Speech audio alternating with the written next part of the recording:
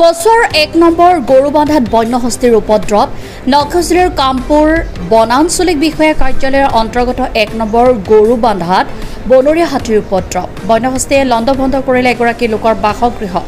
গাঁওখনৰ ৰবি দাস নামৰ লোকজনৰ বাসগৃহত দিন দুপৰতে এটি প্ৰকাণ্ড বনৰীয়া হাতী প্ৰৱেশ কৰি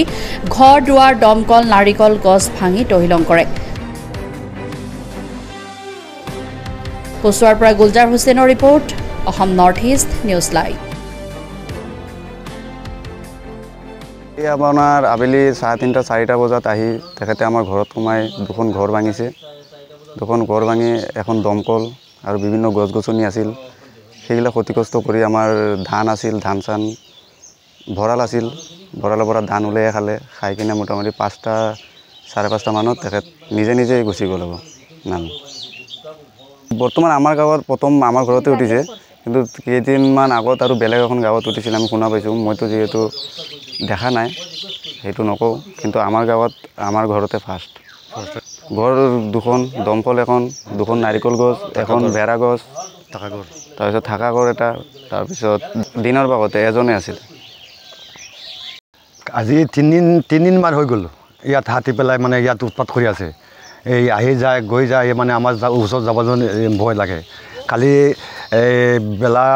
3:30 সময় আমাৰ ঘৰত আহি সোমাই গ'ল আহি পেলাই মানে ঘৰ দুটা ভাঙিলে দমকল ভাঙিলে আৰু ধান চান চব মানে সেইবিলাক বেয়া কৰিলে কৰি পেলাই এইবিলাক সোমাই পেলাই গছ ভাঙিছে ইয়াৰ ঘৰ ভাঙিছে ভাঙি পেলাই সেই ৰাতি গধূলি মানে সেই গুচি গ'ল আমাৰ ইমান